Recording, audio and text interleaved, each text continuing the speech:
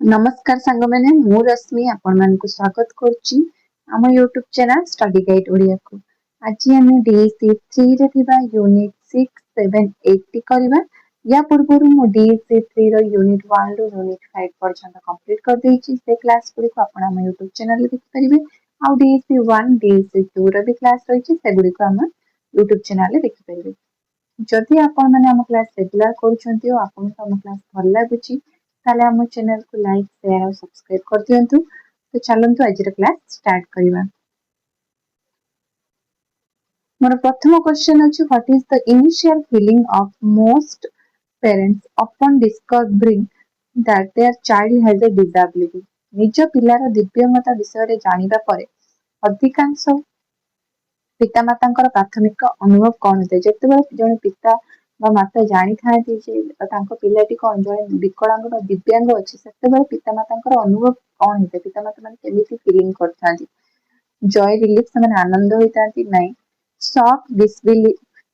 Disbelief and guilt आघात अविश्वास एवं दोष भाव ना कंप्लीट एक्सेप्टेंस संपूर्ण से ग्रहण कर दियंती से जिंस को ना इनडिफरेंस ना उदासीनता देखो जो फर्स्ट टाइम माँ बापा मैंने जानती जे पिला जड़े हैंडिकैप्ड बा सी गोटे डिसेबल पर्सन ताले निहाती गोटे शॉक लगी थाए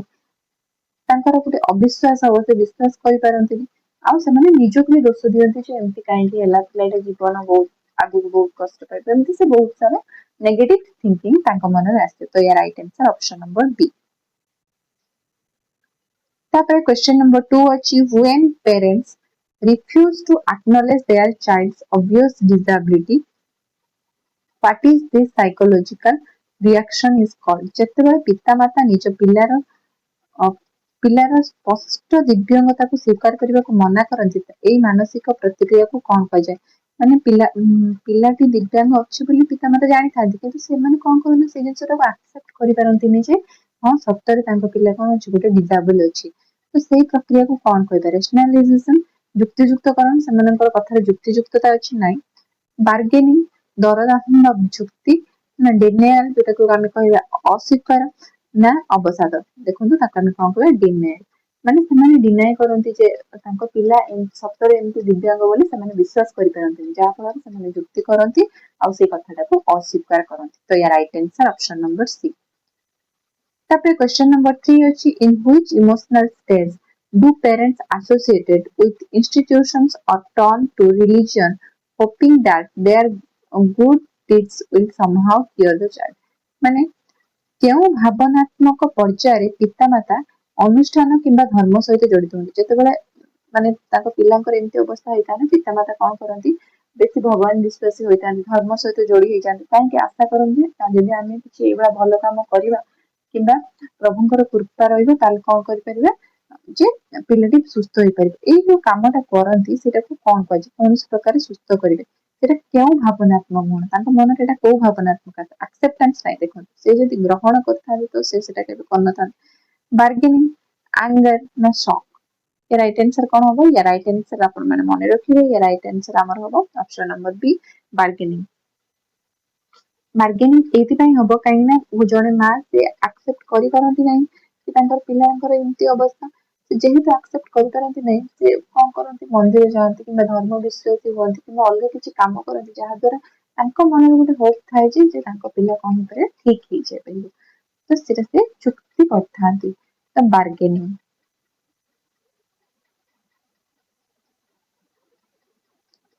Question number 4 अछि what term describe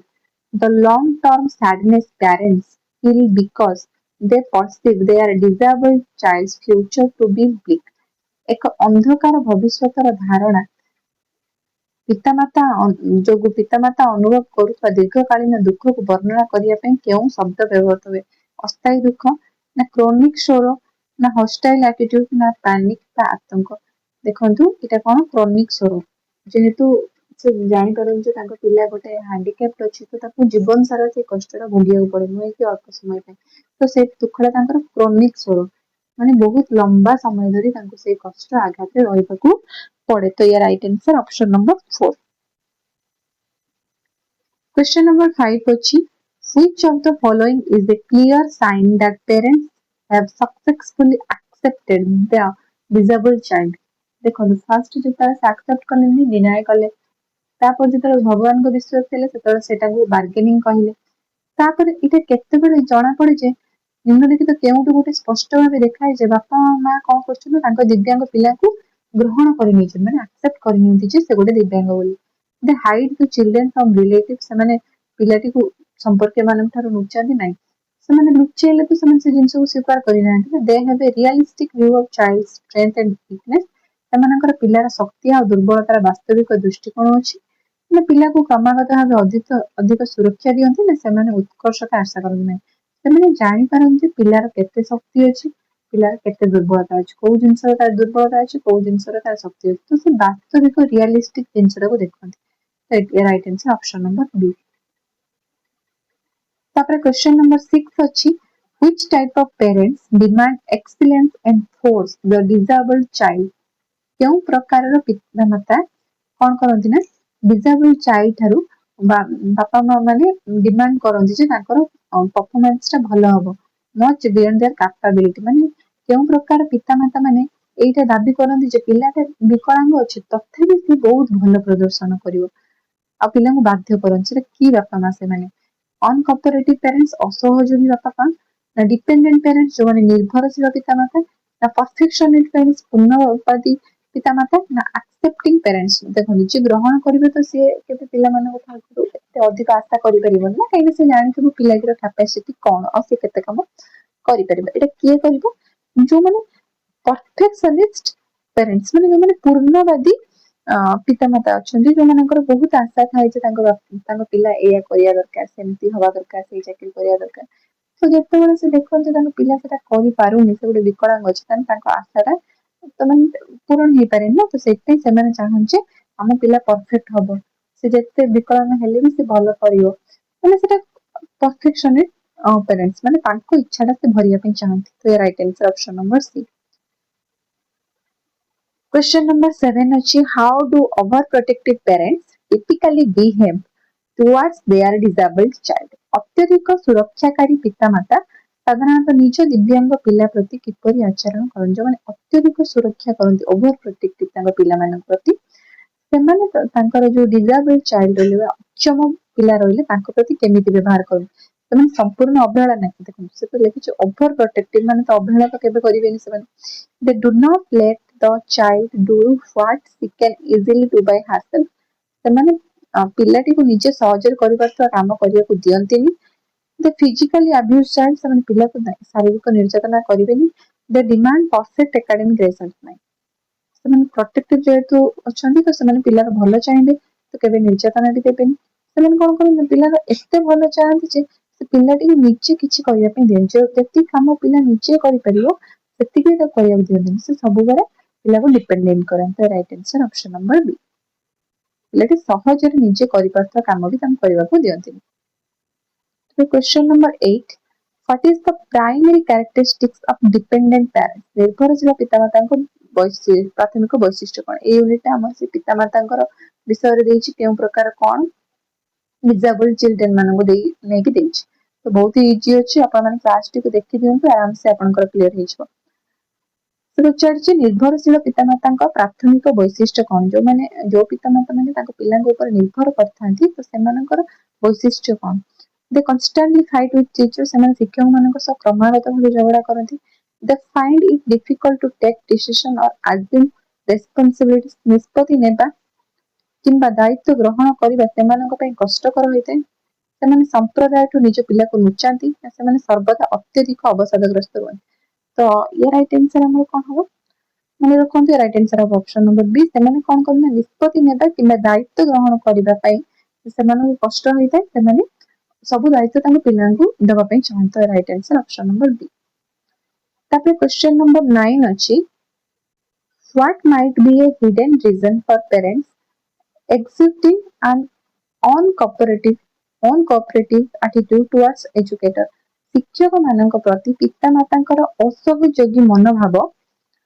ପ୍ରଦର୍ଶନ ପଛରେ କେଉଁ ଲୁକାୟିତ କାରଣ ହେଇପାରେ? ଶିକ୍ଷକ ମାନଙ୍କ ପ୍ରତି କିଛି ପିତାମାତା ଅଛନ୍ତି କଣ ଅସହଯୋଗ ମନୋଭାବ, ମାନେ ସେମାନେ ଶିକ୍ଷକଙ୍କୁ ସହଜ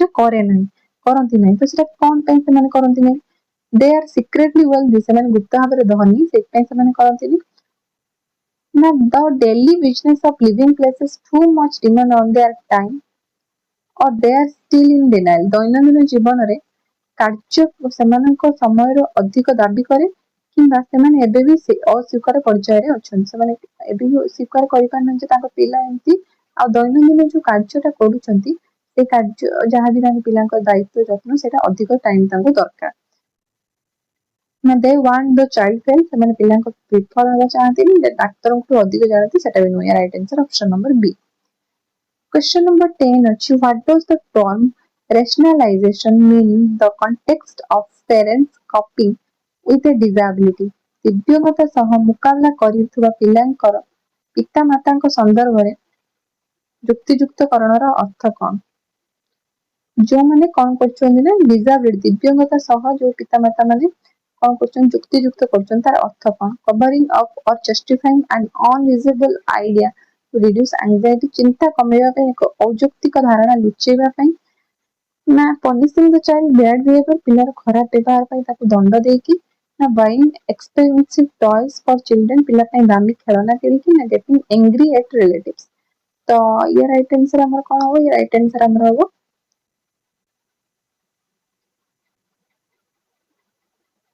ଦେଇଛି ଚିନ୍ତା କମେଇବା ପାଇଁ ବା ଅଯୌକ୍ତିକ ଧାରଣାକୁ ଲୁଚେଇବା କିମ୍ବା ଯୁକ୍ତିଯୁକ୍ତ ଦର୍ଶାଇବା ମାନେ ତାଙ୍କ ପିଲାଟିର ଏଇ ଅବସ୍ଥା ସେ ଜାଣିଛନ୍ତି ସେଇଟାକୁ ଲୁଚେଇକି କଣ କରନ୍ତି ଯୁକ୍ତି କରିଥାନ୍ତି ତ ସେଇଥିପାଇଁ ଯୁକ୍ତିଯୁକ୍ତକରଣ କୁହାଯାଏ right answer option number A Question number 11 ଅଛି when does the second crucial phase of stress typically occur for a special family ଗୋଟେ ସ୍ୱତନ୍ତ୍ର ପରିବାର ପାଇଁ ଚାପର ଦ୍ୱିତୀୟ ଗୁରୁତ୍ୱପୂର୍ଣ୍ଣ ପର୍ଯ୍ୟାୟ କୋଉଟା ମାନେ ଗୋଟେ ସ୍ୱତନ୍ତ୍ର ପରିବାର ଯୋଉ ଅଛି ତାର ସବୁଠୁ ପ୍ରେସର କୋଉ ଟାଇମରେ ଆସେ at the time of birth ଜନ୍ମ ସମୟରେ when the child becomes an adolescent ଯେତେବେଳେ ପିଲା କିଶୋର ହୁଏ ସେତେବେଳେ when the child is 5 or 6 years old educational decision must be made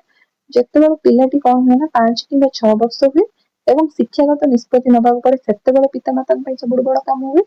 when the parents become old ଯେତେବେଳେ ପିତାମାତା ବୃଦ୍ଧି ହେଇଯାନ୍ତି ତାହେଲେ ସବୁଠୁ ଷ୍ଟ୍ରେସ୍ ସମୟଟା କୋଉଠି ହେଇଥାଏ ତ ସବୁଠୁ ଷ୍ଟ୍ରେସ୍ ମନେ ରଖିଥିବ ଅପସନ ନମ୍ବର ସି ଯେତେବେଳେ ପିଲାଟି କଣ ହୁଏ ନା 5 ରୁ 6 ବର୍ଷ ହେଇଯାଏ ଆଉ ତାଙ୍କୁ କଣ କରିବା ପାଠ ପଢିବାକୁ ପଡେ ସ୍ପେଶାଲ ଚାଇଲ୍ଡ ମାନେ ଆପଣ ଜାଣିଛନ୍ତି ସ୍ୱତନ୍ତ୍ର ଛାତ୍ରଛାତ୍ରୀ ମାନେ ଯୋଉମାନେ ହ୍ୟାଣ୍ଡିକ୍ୟାପ୍ଟ ଅଛନ୍ତି ସେଇମାନେ ହଉଛନ୍ତି ସ୍ୱତନ୍ତ୍ର ଛାତ୍ରଛାତ୍ରୀ ତ ସେମାନଙ୍କ ପରିବାରରେ ବାପା ମା ଯେତେ ପର୍ଯ୍ୟନ୍ତ ବାପା ମା ପାଖରେ ପିଲା ଅଛନ୍ତି ସେତେ ପର୍ଯ୍ୟନ୍ତ ସେଫ୍ ଥାନ୍ତି ଯେତେବେଳେ ତାଙ୍କର ପିତା ବାପା ମା ମାନେ ଭାବନ୍ତି ସେମାନଙ୍କୁ ପାଠ ପଢେଇବା ଦରକାର ସ୍କୁଲରେ ନାମ ଲେଖା ହବ ତା ପରଠୁ ତାଙ୍କର କଣ ହୁଏ ନା ସେକେଣ୍ଡ ଷ୍ଟ୍ରେସ୍ ଟା ଷ୍ଟାର୍ଟ ହୁଏ ଷ୍ଟ୍ରେସ୍ ର ସେକେଣ୍ଡ ଫେଜ୍ ଟା ଷ୍ଟାର୍ଟ ହଉଛି ସେମାନେ ସ୍କୁଲରେ କେମିତି ପଢିବ କଣ ନାହିଁ କେମିତି ରହିବ ବିହେଭ୍ କରିବ ତ ସେଇଟା ଷ୍ଟାର୍ଟ ହୁଏ ତ right answer option number C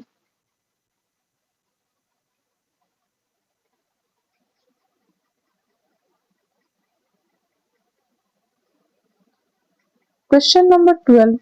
during the third critical period ଦେଖନ୍ତୁ second period ଟା ସେଇଟା ଗଲା third critical period what becomes a priority concern especially if the disabled child is a boy ଯେତେବେଳେ ତୃତୀୟ ଗୁରୁତ୍ୱପୂର୍ଣ୍ଣ ପର୍ଯ୍ୟାୟ ସେକେଣ୍ଡରେ ଆମେ ତାକୁ ଦେଖିଲେ ପିଲାର ପାଠ ପଢା ବିଷୟରେ ଚିନ୍ତା କଲେ ଯଦି ତୃତୀୟ ସମୟ ଯୋଉଥିରେ କି ଆଡୋଲସେନ୍ସ ସମୟରେ କିଶୋର ଅବସ୍ଥା ସମୟରେ ବିଶେଷ କରି ଦିବ୍ୟାଙ୍ଗ ପିଲା ଯଦି ପୁଅ ହେଇଥିବ ତାହେଲେ ତାଙ୍କର ଚିନ୍ତାର ବିଷୟ କଣ ଲର୍ଣ୍ଣିଂ ଟୁ ୱାକ୍ ଚାଲିବା ଶିଖିବ ନା ଚାକିରି ବୃତ୍ତିର ସମସ୍ୟା ନା ନୂଆ ପୋଷାକ ପିନ୍ଧିବା ନା ଡାକ୍ତର ବଦଳିବା ଦେଖନ୍ତୁ ସବୁଠୁ ବଡ ସମସ୍ୟା ତାଙ୍କର ଦେଖାଯାଏ ଯଦି ପୁଅଟେ ହେଇଥିବ ତ କେମିତି ପୁଅଟି ସେ ଚାକିରି କରିପାରିବ କି ନାହିଁ କେମିତି କଣ ବାପା ମାଙ୍କୁ ପୋଷିବ ତ ସେଇ ଦାୟିତ୍ୱ ଟା ବାପା ମାଙ୍କୁ ବେଶୀ ଚିନ୍ତା ଦେଇଥାଏ ତ ଏଇଟା ହେଲା ଥାର୍ଡ ଷ୍ଟେଜ ତ ରାଇଟ୍ ଆନ୍ସର ଅପସନ ନମ୍ବର ବି Question number 13 ଅଛି what is the most appropriate way for an educator to handle parents who express anger towards them ନିଜ ଉପରେ ରାଗ ପ୍ରକାଶ କରୁଥିବା ପିତାମାତାଙ୍କୁ ପରିଚାଳନା କରିବା ପାଇଁ ଜଣେ ଶିକ୍ଷକଙ୍କର ସର୍ବୋତ୍ତମ ଉପାୟ କଣ become hostile and defensive immediately ତୁରନ୍ତ ଶତ୍ରୁତାପୂର୍ଣ୍ଣ ଏବଂ ପ୍ରତିରକ୍ଷାମୂଳକ ହେଇଯିବା ନା listen to them ସେମାନଙ୍କ କଥା ଶୁଣିବା do not take it personally ବ୍ୟକ୍ତିଗତ ଭାବେ ନ ନେବା ଆଉ ସମର୍ଥନକାରୀ ମନ୍ତବ୍ୟ ଦେବା ना पिला सेमानंकु सबुदिन पे प्रिस्कुल छाड़िया को ना देखंतु दिव्यांग पिलांकु दंड दबानी प्रिस्कुल छाड़िया को आ प्रतिरक्षा मूलक देखंतु जेहेतु से जन दिव्यांग पिला होइथाय ना ताल ता पेरेंट्स करो से आंगर टा प्रकाश पाइबा स्वाभाविक फास्ट तो पिला बापा मां माने बहुत कष्ट करथाय तांको पिलांक प्रति आ କଥା से जिनसरा को स्वीकार कर पारंती तो जहाँ भी किछि बोलबे से जेतेबेले भी टीचर को कहउचंदी तो टीचर भी गोटे सपोर्टिवली तांको कथा सुनिबा दरकार और तांको पर्सनली न नेकी से प्रोफेशनली से जिनसरा समाधान करबा दरकार तापर क्वेश्चन नंबर 14 अछि under which of the following conditions must an educator direct parents to a trained professional counselor निम्नलिखित केउं परिस्थिति जने शिक्षक पिता माता को एक तालीम प्राप्त पेशादार परामर्शदाता निकट को पठाइबा जरूरी when parents are late to a meeting or सेतेबेले पिता माता थरे बैठक को डेरी रे आसंती when the child learns a bit slowly जेतेबेले पिला टिके धीरे शिखे when parents mention thought of suicide or physical beat of the child सिबेले जेतेबेले पिता माता आत्महत्या विषय रे कहंती किंबा पिला को शारीरिक भाबरे मार मारंती when the parents ask for educational advice जेतेबेले पिता माता शिक्षागत मार्गदर्शन करंती तमर क्वेश्चन नंबर 14 जो राइट आंसर कोन हो ऑप्शन नंबर सी केउ परिस्थिति शिक्षक पिता माता को कौन करिए गोटे तालीम प्राप्त पेशादार गोटे परामर्शदाता निकट को पठेवा दरकार जेती बापा मां माने कोन कहउछन ना ताको पिला विकलांग जानि कि से पिला को प्रेशर दोचंदी मारुचंदी कहउचंदी तू मरि जाय तो किछ कर परिबनी तो सुसाइड माने थॉट इमेजिनेशन दोचंदी तो सेही समय रे से पेरेंट्स माने को पाखरे न रही कि गोटे भल्लो परामर्शदाता पाखे रहइबा दरकार तो right answer option number C तापर क्वेश्चन नंबर 15 अछि why might some parents hide their disabled child or withdraw completely from public life किछि पिता माता निज दिव्यांग पिला को काहे कि लुचाई रखंती किंबा जनसाधारण जीवन संपूर्ण रूपे दूरे रखंती किछि माता पिता कोन करंती ताका दिव्यांग पिला को दूरे रखंती काहे कि रखंती because the child dislikes online कारण पिला सूर्यालोक पसंद करे ना एमती किछु न due to sense of shame and fear of social reasons माने से माने कोन सेम फील करंती लज्जा फील करंती आ सोशल रिजेक्शन माने प्रत्याख्यान जे से भाबंती जे सोसाइटी तांको पुओ को बा झियो को ग्रहण करिवो नाही तापर to save money no Etah no से भाबना समाज रे मुझे मो पुओ को एमती नै कि जिबे ताले से ताको देखिले समाज रे लोक माने कोन कहिबे आ हेला मते केमिति फील हो तो ये right answer option number B तापर क्वेश्चन नंबर 16 अछि what is the recommended posture for an educator while listening to a parent जड़े पितामाता कथा शुणा समय शिक्षकों केउ प्रकार बसिबा भंगी सुपारिश करा से पितामाता कथा शुणुचंदी से शिक्षक केमिति बसिबे रिजिड एंड अनमुविंग पूरा कठोर होइकी स्थिर होइकी बसिबे डरेला भलिया नहीं कांस्टेंट शिफ्टिंग एंड प्रेजरिंग क्रमागत भाबे घुंचिबा व्यस्त होबा सीट रे कुजा होई बसिबा गारेबा शारीरिक भाबे relaxed natural posture learning forward slightly तो से केम हिसाब रे हमर बसिया दरकार मन रखिए राइट आंसर है ऑप्शन नंबर डी स्वाभाविक ढंग रे जेमिति बसिबा दरकार एमिति फिजिकली रिलैक्स्ड होइकी बसिबे नेचुरल हम जेमिति बसचन सेमति बसिबे posture learning forward leaning forward slightly माने टिके तळ को मुंड नय कि जेमिति बसिबे जहा द्वारा एमिति फील होबो जे टीचर से हमर पेरेंट्स मानको कथा भलो भाबरे सुनुचन तो right answer option number D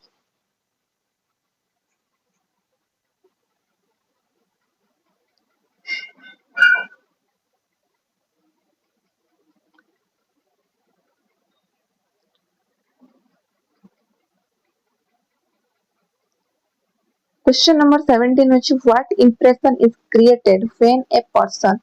constantly shifts their gaze instead of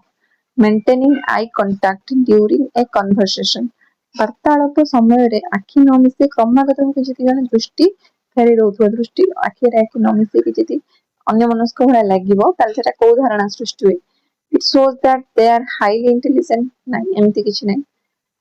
it gives the impression they have something to hide ଏହା धारणा दिए जे ସେମାନଙ୍କର କିଛି ଲୁଚେଇବାର ଅଛି it means they are angry it shows perfect acceptance ଦେଖନ୍ତୁ ଏହା धारणा ଯେ ସେମାନେ କିଛି ଜିନିଷ ଆମକୁ ଲୁଚଉଛନ୍ତି ତ right answer option number B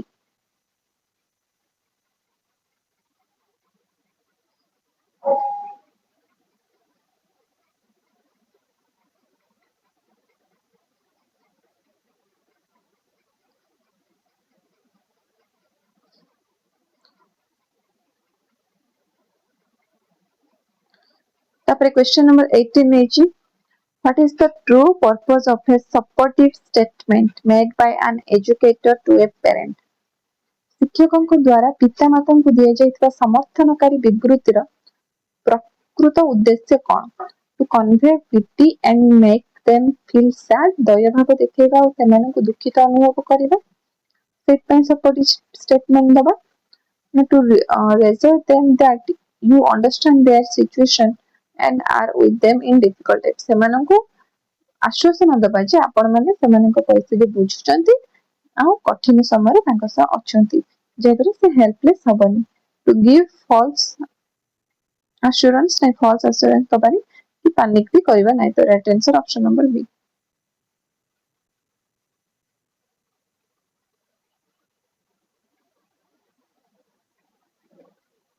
next question number 19 अछि if parents detect their intense anger towards the disabled child was extremely negative outcome might happen जदि पितामाता निजर तीव्र राग दिव्यांग पिला ऊपर प्रकाश करते तेबे केउ चरम नकारात्मक परिणाम होतै जदि से रागटा को तांको से दिव्यांग पिला ऊपर सुझेबे ताल सेटा यार परिणाम कोन हे पाए the child disability will automatically नहीं पिला दिव्यांगता ऑटोमेटिकली क्योर हिजो नहीं एमती तो केबे क्योर हबनी जते गाड़ी देले कोन क्योर हिजो हबनी they might treat the child harshly verbally abuse severe neglect ସେମାନେ କଣ କରନ୍ତି ନା ଏହା କରିବା ଦ୍ୱାରା ପିଲାମାନଙ୍କୁ କଣ କରୁଛନ୍ତି ବହୁତ କଠିନ ଭାବେ ତାଙ୍କୁ କଣ କରୁଛନ୍ତି ଗାଳି ଦଉଛନ୍ତି ଆଉ ସେ ତାଙ୍କୁ ଆଗକୁ ବି ଅବହେଳା କରି ପାରନ୍ତି ଯୋଉଟା ପିଲାର ମନ ଉପରେ ଖରାପ ଇମ୍ପାକ୍ଟ ପକେଇବ ତ the parents will become perfectionist no independent no right answer option number B question number 20 ଅଛି according to the text how do parents experience emotional stages like shock anger depression and acceptance पाठ अनुसार पितामाता माने भावनात्मक पर्याय जेमिति कि ସେମାନେ आघात पाइथांती राग पाइथांती अवसाद पाइथांती और ग्रहण ए सब किपरि से अनुभव करंती the experience time in a strict unchangeable sequence ସେମାନେ ଗୋଟେ କଠୋର अपरिवर्तनीय क्रमରେ ଶିଖନ୍ତି ନା they only experience shock and not से केवल shock अनुभव करंती आ किछ न तांको कोन केवल shock लागे तापर तो तांको मन भी दुख होय ना आघात भी लागे the emotion come in a cycle waxing and waning rather than in set sequence they never feel anger नहीं देखंतु से कोन कहछि इमोशन ता भावना गुडी एक निर्दिष्ट क्रम परिवर्तन गुटे चक्र रे आसे जहा बढ़े एवं कम तांको भावना गुडी गुटे तांको चक्र आकार रे देखा जाय जोटा बढ़िबो केतबेले कमी भी पारे जेमिति तांको मन फर्स्ट शॉक लागे तापर आघात लागे तापर पिला को सेतबेले जहा से शिक्षा ପାଇଁ ଚାହୁଁଛନ୍ତି ପିଲା ଶିଖି ପାରେନି ସେତେବେଳେ ବି ତାଙ୍କୁ ରାଗ ବି ଲାଗିଥାଏ ତ ଏଟା ଗୋଟେ सर्कल भला घूरिଥାଏ ତ right answer option number C तापर क्वेश्चन नंबर 21 अछि what is mental retardation according to text पाठ अनुसार मानसिक अनग्रस्ततार लक्ष्य मानसिक अनग्रस्तता कोउटा से पचारछि ए टेम्पररी मेंटल इलनेस एक अस्थायी मानसिक नहीं मानसिक रिटार्डेशन केबे अस्थायी नो एटा स्थायी a condition of slowed mental and physical growth due to inadequate brain development like a physical handicap देखंतु मानसिक अनग्रसरता कोन मस्तिष्कर अपर्याप्त विकास कारणରୁ ମାନସିକ ଶାରୀରିକ ଅଭିବୃଦ୍ଧି ଯେମିତି ତାଙ୍କର ମେଣ୍ଟାଲ ର ମାନେ ମସ୍ତିଷ୍କର କୌଣସି ଗୋଟେ ଛୋଟ ବେଳକୁ ଠିକ ସେ ବିକାଶ ହେଇପାରିନି ସେଥିପାଇଁ ତାଙ୍କର କଣ ଶାରୀରିକ ବି ଠିକ ସେ ବୃଦ୍ଧି ହୁଏନି ଆଉ ତାର ସେତିକି ଆଇକ୍ୟୁ ଲେଭେଲ ବଢେ ନାହିଁ ତ right answer option number B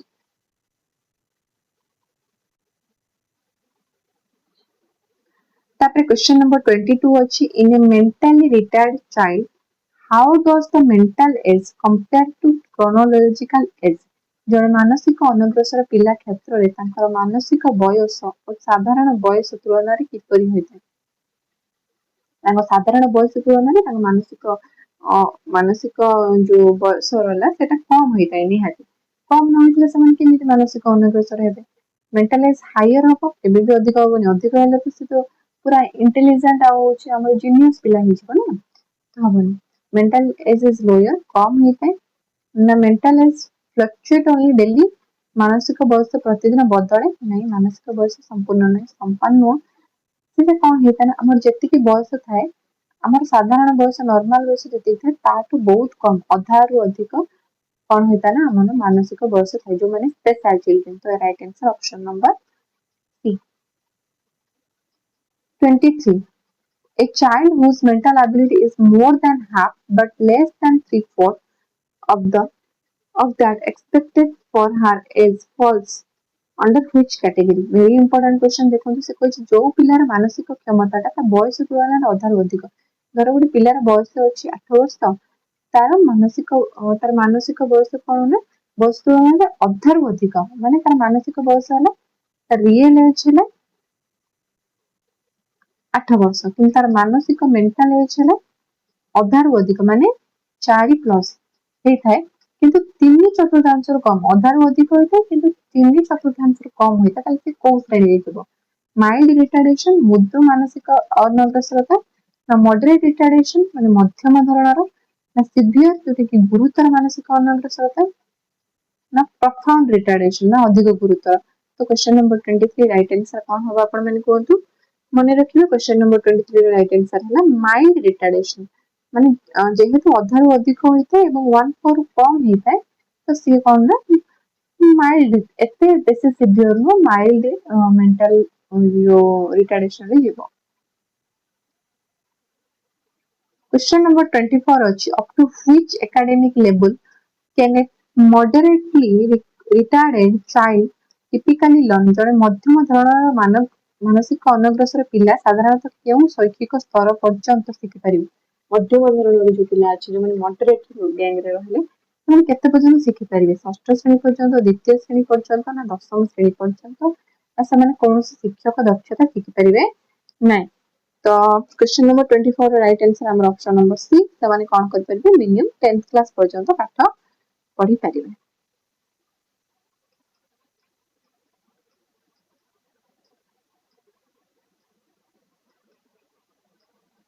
तापर क्वेश्चन नंबर 25 अछि which of the following is true regarding the difference between mental retardation and mental illness गोटे हला मानसिक रोग मानसिक अस्वस्थता धर एबे किछि आपन को टेम्पररी किछि माइंड रे किछि रोग होइछि किना और एक्सीडेंट हला कि कोन हला सेटा मानसिक अस्वस्थता आ किछि ना मेंटल रिटार्डेशन माने जो माने मूलठु से माने कोन अछि मेंटली वीक ताकर किछि डेवलप हे परिबे ता भितर से कोइछि कोडा सत्य mental retardation can be cured completely with medicine mental retardation जोटा अछि माने गोटे जन्म घर गोटे पिलाडीर बुद्धि बहुत कम थिबो तार मानसिक अवस्था बहुत खराब थिबो ताहले हम ताको मेडिसिन देले से क्योर हे जिवो नै कंप्लीटली क्योर होबो सेटा हम गारंटी दे परिबानी किछि क्षेत्र में क्योर हे पारंती किछि क्षेत्र में भी क्योर हे पारंती जो माने पागल थान से माने सेमति भी रहि थान जीवन सारा तो एटा हे परिबानी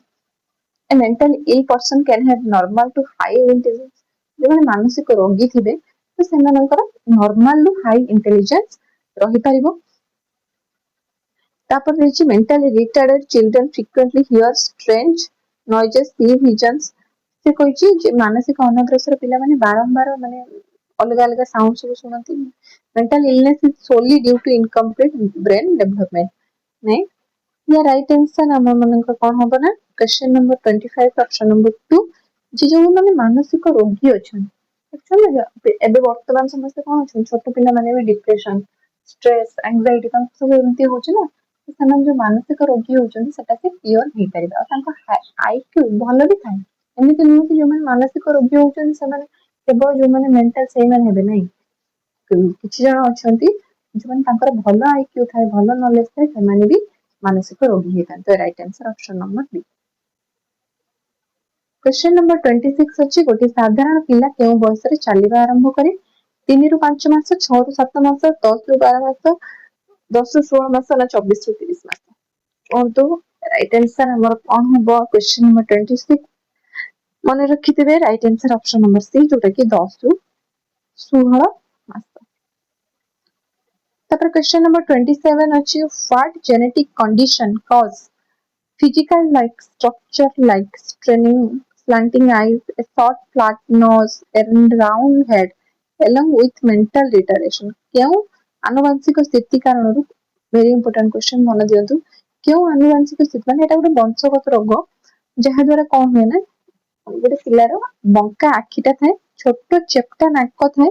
गोलाकार मुंड भलिया थाए से मानसिक अनग्रसर देखा जाए वृद्धि भी सेतिकी हेई न थाए तो सेटा हम कोन के डाउन सिंड्रोम कहबा ना एनसेफालिटिस कहबा ना ब्रेन फेवर कहबा ना माल न्यूट्रिशन जोटा को अपपुष्टि कहबा डाउन सिंड्रोम कहबा एनसेफालाइटिस कहबा ना मस्तिष्क ज्वर कहबा ना अपपुष्टि कहबा कौन हबो ये राइट आंसर कोनथु मन रखिबो क्वेश्चन नंबर 27 राइट आंसर हम ताको कोन करबो एनसेफालाइटिस बोली कहबा जोथरे कोन हुए ना सॉरी से कौन पचारछि बंका आखि छोट नहीं एटा या राइट आंसर हबो हम ऑप्शन नंबर 8 जोटा हम कोन कहबा डाउन सिंड्रोम कहबा ठीक अछि जोथरे पिलार कोन होय ना मुंडटा गोलाकार बळे हेइता नाकटा छोट चेपटा थाए आ आखिटा बंका थाए आ से टिके मेंटल थाए तो या right answer option number 8 question number 28 अछि which of the following is a प्रीनाटल बा बिफोर बर्थ प्रीनाटल माने आपण जानिछन प्रीनाटल माने जन्म पूर्वरु factor that can cause mental retardation निम्नलिखित मध्य केउटी प्रसव पूर्ववर्ती जन्म पूर्वर कारण जहां मानसिक अनग्रसरता सृष्टि करे a fall causing head injury पड़ी जिबा कारणरो मुंडरे आघात lack of vitamin in toddlers diet पिलार खाद्य विटामिन अभाव मदर कंट्रैक्टिंग जर्मन मिजल्स और सिफिल्स ना जर्मन मिजल्स व सिफिल्स रे आक्रांत हवा ना 36 सप्ताह रे अकाल जन्म तो क्वेश्चन नंबर 28 तो या राइट आंसर हमर कोन हबा अपन कोन मन रखिबे या राइट आंसर हमर हो ऑप्शन नंबर बी जोटी की पिलाटीर काहे के एमती रोग हुए काहे पिलार खाद्य रे विटामिन रो अभाव हेले हबो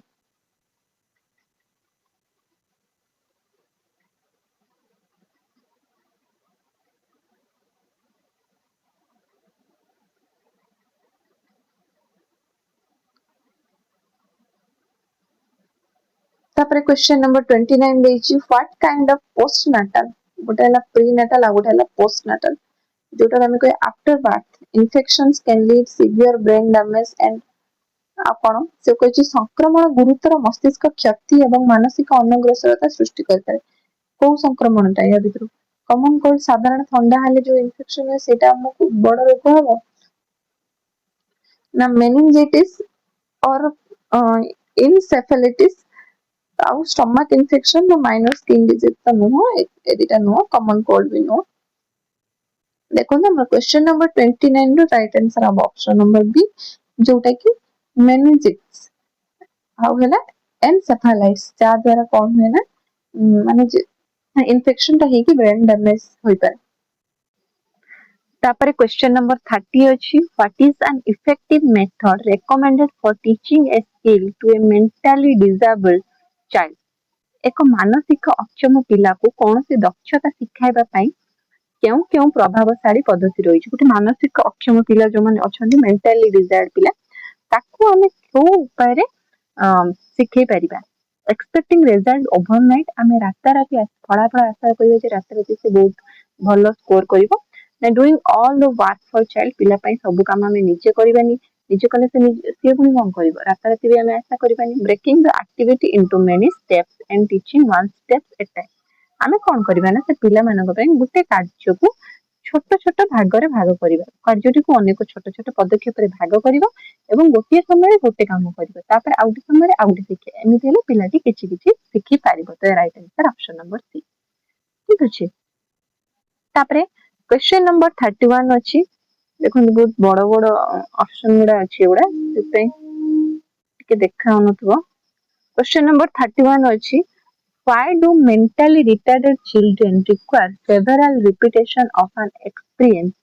before they can remember it से कहिछि मानसिक अनग्रसर पिला माने कोनोसी अनुभूति को मने रखिया पूर्वरु सेमानकु एकाधिक तर पुनरावृत्ति करिया पड़ता जोठी मानसिक अनग्रसर पिला थारी जो मानकर आईक्यू कम थाए सेमाने गोटे जिंस मने रखिया पे बार बार सेटा प्रैक्टिस करिया पड़ता सेटा काहे कि हुए because they deliberately choose to forget कारण सेमाने जानि सुनि भूलिबा को चेष्टा करंती because their memory is not as efficient as that of a normal child कारण सेमानकर स्मरण शक्ति गुटे स्वाभाविक पिला भलिया न थाए because they only listen to their parents केवल नाइ पिता माता कथा नै जानि सुनि भी सेमाने भूलिबा को चेष्टा करंती पुनरावृत्ति में कहीं सेमाने नॉर्मल चिल्ड्रेन भलिया नुहंती सेमाने तांको टिके भिन्न ସେଥିପାଇଁ ତାଙ୍କୁ ମନେ ରଖିବା ପାଇଁ ବାର ବାର ପ୍ରାକ୍ଟିସ କରିବାକୁ ପଡେ ତ right answer option number C तो क्वेश्चन नंबर 32 अछि what is the fast and easiest step in training a mentally disabled child to dress and undress आमे जेतेबेले गोटे शिशु को प्रथमे शिखौछंती कौन शिखेबा दिव्यांग पिला को पोशाक पिंधिबा और खोलिबा शिखेबार प्रथम और सबुठारु सहज पदक्षेप कौन ताकू शिखेबा जदि माने से ता ड्रेस ता नीचे खोलिबो नीचे पिंधिबो सेटा जो हम शिखेबा फास्ट हम कौन शिखेले शिखि परिबो फास्ट हम को स्टेप शिखेबा जोता फीता बांधिया शिखेले ड्रेस शिखि परिबो ना बटनिंग स्टार्ट करके नहीं फास्ट से ना पिंधिबा शिखले तापर बटन दबो तो एडिट नो डिस्टिंग्विश बिटवीन फ्रॉक टू नाइ देखंतु से कौन करी फास्ट जेमिति मोजा हैला किबा पायजामा भली साधारण पोशाक खोलिबो जेमिति नॉर्मल पोशाक रहला सिंपल जेमिति सॉक्स पिंधिबा पायजामा पिंधिबा खोलिबा ए सब शिखिबा तापर शर्ट पिंधिबा से शिखिबा तबे क्वेश्चन नंबर 33 अछि if A mentally disabled child does not speak but points towards a toy what should the educator do to encourage language development जदि गोटे मानसिक दिव्यांग पिला कथा कहू ना किंतु खेलना आड़ को आंगुठी देखा भाषा विकास को उत्साहित करने जड़े शिक्षक कौन करवा उचित जब से कथा कहूनी किंतु गोटे खेलना आड़ को आंगुठी देखा भाषा विकास पिलाटी कौन करवा उचित आमे कौन करवा उचित लीडिंग द चाइल्ड पिलाटी कौन देखा करबा से आंगुठी देखेले नाइ give the toy silently to पिला को आमे संगे संगे टॉय दे देबा से खुशी हे जो चुपचाप रहबो ना आमे ताको कहिबा speak clearly and ask do you want the toy before giving it आमे से खेलना दबा पूर्व पिला गोटे क्वेश्चन पचारे तमे कोन ए खेलनाटा तुमको दरकार की एमती क्वेश्चन पचारले कोन हबो ना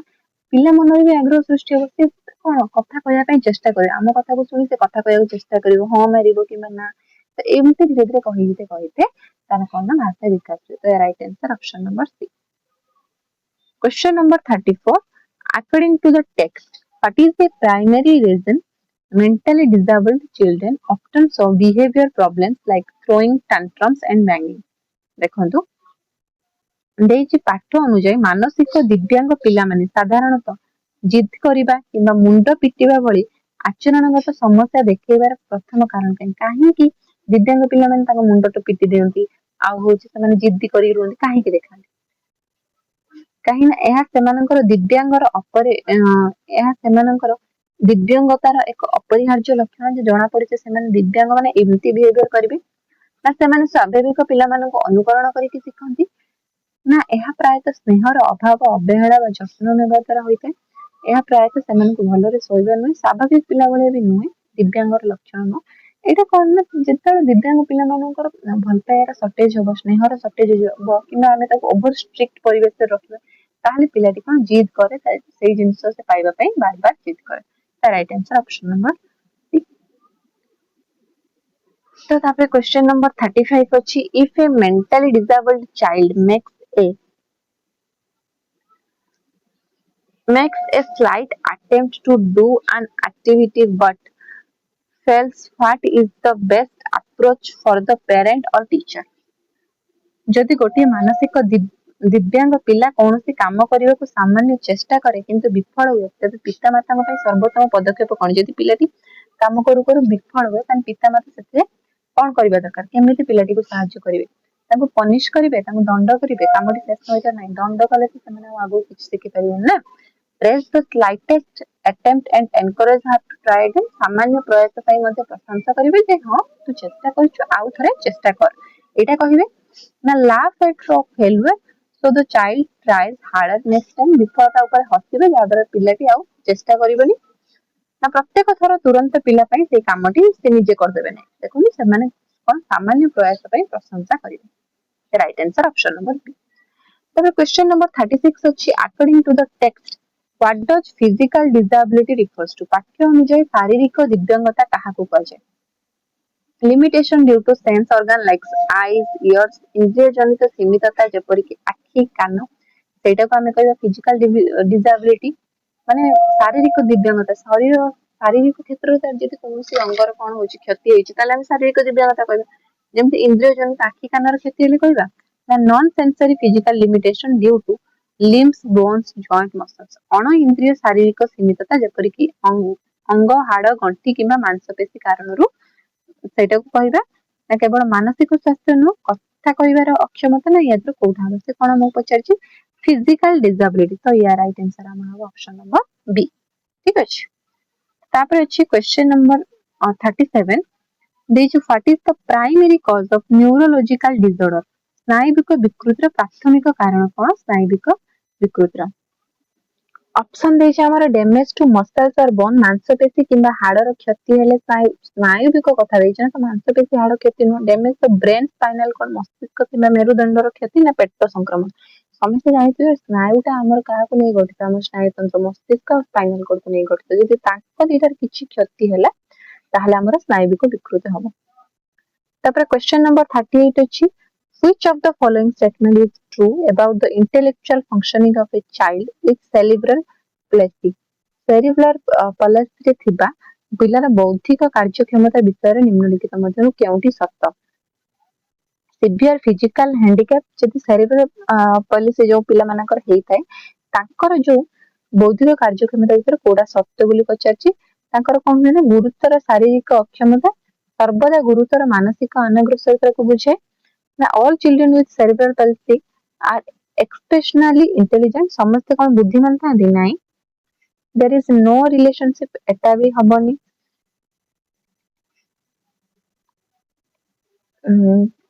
there is no relationship between the extent of physical handicap and intellectual functioning acha they can never attend a regular school से पचारथिला जे पिलार बौद्धिक कार्यक्षमता विषय निम्नलिखित मध्यरु केउंटी सत्य देखंतु सब बेले शारीरिक अक्षमता गुरुतर मानसिक अग्रसरता को बुझायनी शारीरिक क्षति हले सेटा मानसिक क्षति हबो बोली मानसिक रिटायर्ड हबो बोली सेमति किछि नो तो एटा नो आ समस्त बुद्धिमान भी नुहंती सेमाने केबे भी साधारण स्कूल को नाही वर्तमान तो इंक्लूसिव एजुकेशन दिया जाउची नॉर्मल पिले माने से माने मिति के पढुचन तो एटा नो तो आउ बाकी रहला हमर ऑप्शन नंबर सी जोटा कि देछि शारीरिक अक्षमतार मात्रा बौद्धिक क्षमता मध्ये कोनोसी हां एटा क्वेश्चन तो देछि जे शारीरिक अक्षमतार मात्रा माने हम फिजिकल हमर जहां भी डैमेज होछि फिजिकल अक्षम जहां भी होछि सेटा आ हमर मानसिक स्तर रे अक्षम से तो किछि संपर्क नै जने पिलाटे अंध होछि तो गोटे कौन अच्छे आम डिजेबल पर्सन अच्छे किंतु ता बुद्धि से काम कर सेमती कहीहबनी किंतु से बौद्धिक स्तर में स्ट्रांग थी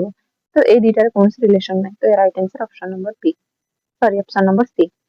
तब question number 39 what is the most common problem associate with cerebral palsy से कहिछि affecting about 70% of children cerebral palsy सहित जड़ित सबुठारु साधारण समस्या कौन 70% पिला मानु प्रभावित करे जोटा कि सेरिब्रल पैलेसी प्रथम लक्षणटा कौन साधारण लक्षण सेमान जो मानु सेरिब्रल पैलेसी सेमान अंध होई जांती ना त्रुटिपूर्ण कथा बात दोष संपूर्ण बधिरता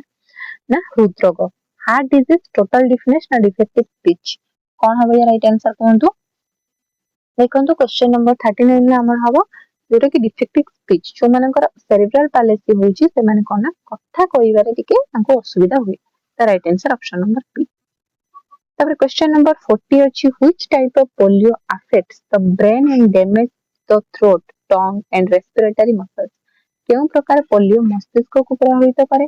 एवं तंटी जिह्वा एवं श्वासक्रिया मांसपेशी को भी नष्ट कर दे केउ प्रकार पोलियो हेले सेटा कोन करी हम ब्रेन को प्रभाव पके हम टंग को प्रभाव पके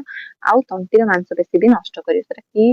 पोलियो वेरी इंपोर्टेंट क्वेश्चन मन रखिबे सेटा हमर स्पाइनल पोलियो ना बल्बर पोलियो ना आर्थराइटिस तो अलगा मस्कुलर डिस्ट्रोफी ना सेटा हमें कोन कहबा कहंतु देखंतु क्वेश्चन नंबर 40 रा हमर राइट आंसर हबो ऑप्शन नंबर बी जोटा कि हम कोन कहबा बल्बर पोलियो तो क्वेश्चन नंबर 41 अछि during the first 6 week of polio illness what is the most crucial treatment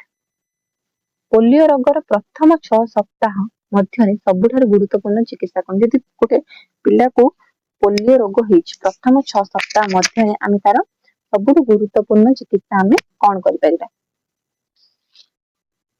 ठीक अछि तो आमे रिगोरियस डेली एक्सरसाइज कठिन दैनंदिन व्यायाम करिया पई दबा ना complete bed rest lying flat and stretch संपूर्ण विश्राम सीधा एवं समतल होई कि सोइबो ना वॉकिंग विथ क्रचेस इमीडिएटली बाड़ी साहाय्य तुरंत चलिबा ना टेकिंग हेवी पेन किलर तांको अत्यधिक जंत्रणा निवारक देखो प्रथम माने फास्ट स्टेज रे आमे रेस्ट दबा तो संपूर्ण विश्राम दबा सीधा और समतल रे सहिबा पई कहबा तो या right answer option number B. तापरे क्वेश्चन नंबर 42 अछि तापरे क्वेश्चन नंबर 42 कहिछि व्हाट कॉजेस कन्वर्जन और फिट्स इन ए पर्सन जने व्यक्तिर कन्वर्जन बा फिट्स जोटा को हमें बात कहते सेटा काहे के हुए disturbance in normal electrical activity of brain मस्तिष्क स्वाभाविक वैद्युतिक गतिविधि रे व्याघात हेले हबो ना गोड़ दुर्बल हाड़ हो गले वीक बोन्स हेले हबो ना अधिक मिठा खाइले हबो ना कोठा हबो या राइट आंसर अपन कहंतु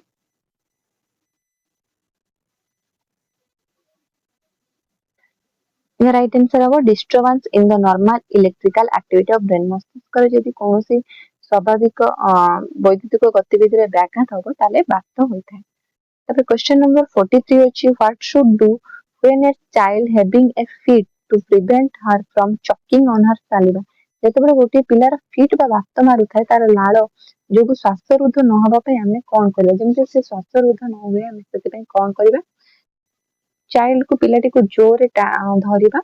ना give the child water to drink पिलाटी को पानी पीवा को दबा ना move the child's head to one side so the saliva drain out आमे पिलार मुंडो को गोटी पाखे बुले दो जादर जेति की सालेवा लाळ भारतो सेटा बाहरी आसीबो ना पिलाटी को बसेवा को बाध्य करबा कोन हबो या राइट आंसर कोंतु मन रखंतु ये क्वेश्चन नंबर 43 रा राइट आंसर हबा हमर ऑप्शन नंबर सी जोथरे की पिलार मुंडो को गोटी पाखे बुलाई रखिबा तापर क्वेश्चन नंबर 44 अछि according to the test what is the crucial fact to remember about a child who has a fit पाठ्य अनुसार फिट्स होता पिला माने विषय मन रखिबा को हबो जे को गुरुत्वपूर्ण तथ्यटा आमे फिट्स रो पिला मानको पई मन रखिबा को गुरुत्वपूर्ण तथ्य से कहिछि a child who has a fit always mentally retired fits होता पिला माने सब बेले मानसिक स्तर रे अनाग्रसर नहीं फिट्स एक संक्रामक रोग जहाँ अन्य मानक व्यापी थाए ना एमिति किछु नो फिट्स को संक्रामक रोग भी नुह a child who has a fit is not mentally retarded purely because of it केवल फिट्स कारणରୁ गोटे पिला मानसिक स्तर रे अनग्रसर नुहे हां तो child can not attend regular नहीं जन फिट्स कारणରୁ से मानसिक स्तर रे अनग्रसर बेली आमे ताको कहि परिबा नहीं तो right answer option number C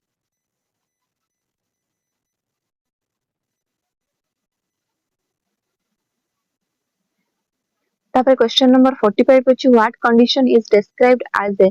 disease in which muscles responsible for voluntary movement progressively weaken and degenerated.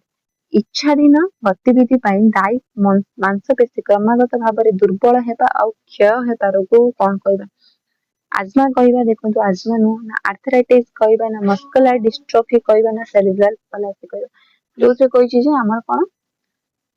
इच्छाधीन गतिविधि दायी मांसपेशी क्रमागत भाव दुर्बल आम मांसपेशी गुड़िक क्रमागत भाव दुर्बल हो पड़ा सेटा आम कौन कहवा मन रखिथे या राइट आंसर है मस्कुलर डिस्ट्रफी कहवा क्वेश्चन नंबर 46 अछि how is muscular dystrophy generally transmitted आमे पढ़िले मस्कुलर डिस्ट्रफी कौन सेटा पचे सेटा केमिति संक्रमित होता है it's spread through coughing and sneezing काश छिंक मध्य नहीं एटा तो संक्रामक रोग नुह ना यह मां को द्वारा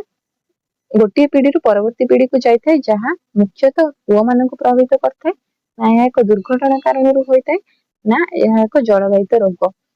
मन रखिए या right answer question number 46 right answer हम ऑप्शन नंबर बी जोटा कि एटा कौन हुए ना मां को ठारू अलग जेनेरेशन को जाए right answer option number B तापर क्वेश्चन नंबर 47 अछि what is the primary characteristics of arthritis रो प्राथमिक वैशिष्ट्य कौन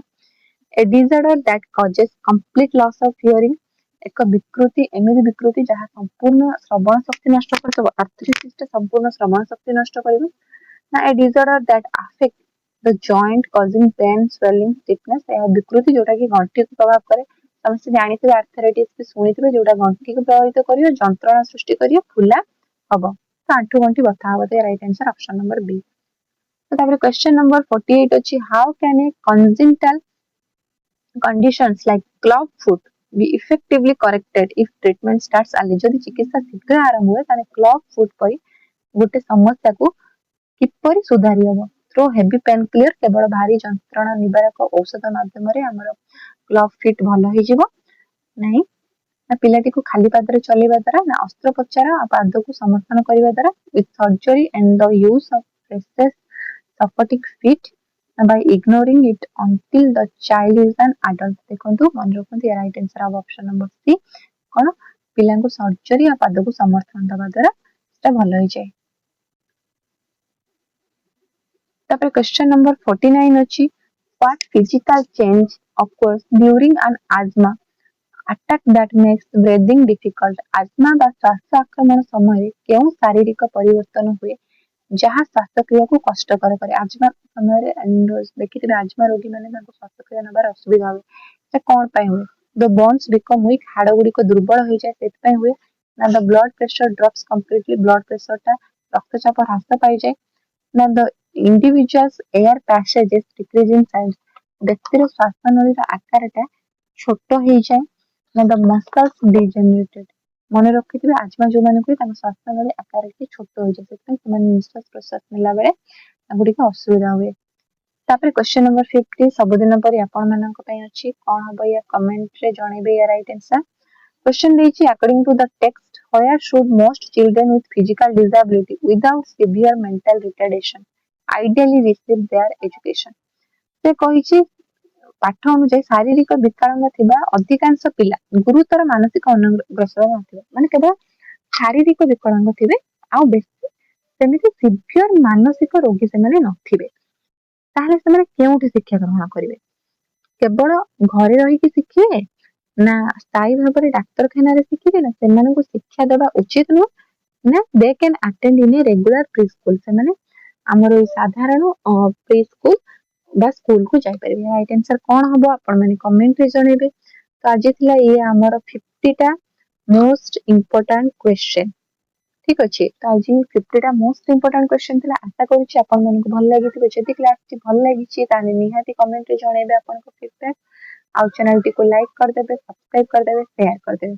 तो आज का एतिकी रहिली जय जगन्नाथ हाँ आ गोटे कथा मु कहि रखुची या पर भी रेगुलर क्लास आसीओ तो चैनल नोटिफिकेशन बेल ऑन करके रखंतु आपनकर डीएससी एग्जाम रो आगु को बहुत इंपोर्टेंट क्लास आसीबार अछि तो ठीक अछि तो रहिली जय जगन्नाथ थैंक यू।